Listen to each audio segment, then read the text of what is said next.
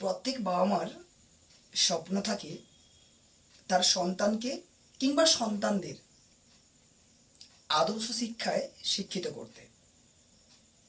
সেই আদর্শ শিক্ষায় শিক্ষিত করার অনেকগুলো পন্থা আছে। তার মধ্যে আজকে একটা পন্থার কথা আমি অবলম্বন করব, দ্যাট ইজ শাসন নীতি। অর্থাৎ প্রত্যেক বাবা মা এই 5 থেকে 18 পর্যন্ত এই যে এজটা, এই 5 থেকে 18 এজের মধ্যে যদি আজকের এই পন্থাটা অবলম্বন করেন, এই এজের মধ্যে আশা করছি আপনার সন্তানটি কিংবা প্রত্যেকের সন্তান কিংবা আমাদের সন্তান একজন আদর্শ সন্তান হবে, এটুকু আশা রাখতে পারি। আসলে চাণক্য নীতি অনুসারে তার খুব 4টে সুন্দর কথা আছে। সেই 4টে কথা যদি আমরা মন থেকে মেনে নিতে পারি, তাহলে শাসন ব্যবস্থাটাও কিন্তু খুব সুন্দরভাবে ওদের মধ্যে পুট করা যায়। ওদেরকে সাবলীলভাবে বোঝানো যায় কীভাবে মানুষ হতে হয়। এই 4টে নীতি হচ্ছে সাম, বেদ, ধাম অ্যান্ড দণ্ড। এই 4টে নীতি আবার একবার বলছি, সাম, বেদ, ধম অ্যান্ড দণ্ড। যদি আমরা 4টে নীতিতে আমরা কাজ করি, তাহলে ছেলে মেয়েকে দারুণভাবে আমরা ইউটিলাইজ করতে পারবো ওদের শিক্ষা জীবনে কিংবা ওদের আদর্শ মানুষ করার পেছনে। অর্থাৎ 5 থেকে 18 এই এজটাতে আপনারা ইউজ করবেন এই ট্রিক্সটা। চলুন তাহলে আজকের ট্রিক্সের দিকে এগিয়ে চলি। প্রথম যে ট্রিক্সটা বলবো সেটা হচ্ছে সাম, রাইট?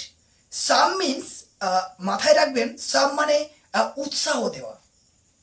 অর্থাৎ কোনো ছেলে পড়তে বসছে না বা দুষ্টুমি করছে, আমরা প্রথমেই কিন্তু তাকে বেত্রাঘাত কিংবা মুখের কিছু ভাষা কিংবা তাকে বড় বড় চোখ করে দেখানো এগুলো করব না। প্রথম যেটা করব, তাকে উৎসাহ দেব। তার ভুলগুলো কি সে বিষয়ে উৎসাহ দেব। উৎসাহ অনেকভাবেই হতে পারে, সেটা আশা করছি আপনারা ভালো করে জানেন। আশা করছি আপনারা বুঝতে পেরেছেন আমি কি কথা বলতে চাইছি। সাম মিনস ওদেরকে উৎসাহ দেওয়া। দ্বিতীয় কথা হচ্ছে, যদি কোনো ছেলে সেই সামে কাজ না করে, তাহলে আপনাকে অন্য পন্থা অবলম্বন করতে হবে। আপনাকে যেতে হবে ধাম পন্থাতে। এই ধাম পন্থাতে বলা হয়েছে যে ছেলেকে প্রথমে আপনি উপহার দিন, তারপরে ফলাফল অ্যাকসেপ্ট করুন বা এক্সপেক্ট করুন। ধরুন আপনার ছেলে পড়তে বসতে চাইছে না, তাকে আপনি বলুন যে যদি তুমি আজকে তোমাকে এই পেনটা দিলাম, তুমি এই পেনটা দিয়ে আমাকে 5টা পেজ লিখে দেখাও। এটা একটা পন্থা। তাহলে আগে উপহার, দেন আপনার রিটার্ন। যদি এই পন্থাতেও আপনার ছেলে কাজ না করে, তাহলে তৃতীয় নম্বর যে পন্থাটা আছে, প্রথমে বলেছি সাম, দেন ধাম, দেন কি বলেছি বেদ। বেদ মিনস আগে উপহার না দিয়ে তাকে বলুন তুমি যদি আজকে 5টা পেজের পড়া করতে পারো, তাহলে তোমাকে আজকে আমি পিৎজা খাওয়াবো। অর্থাৎ আগে আপনার এক্সপেকটেশন ফিল আপ করে দেওয়ার পর তাকে কোনো কিছু গিফট দেওয়া বা উপহার দেওয়া। এই ধাম আর বেদ কিন্তু একই রকম।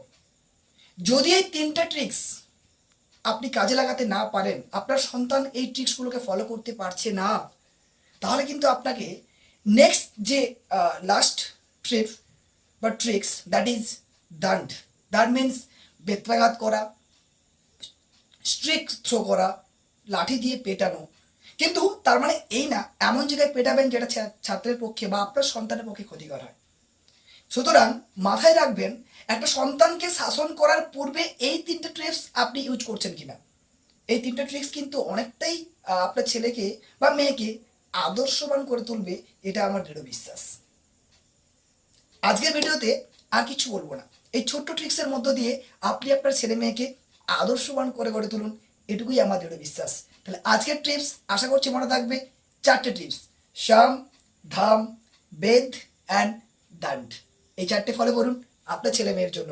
আশা করছি আপনার ছেলে মেয়ে ভালো একটা লাইফ লিড করবে। Best of luck.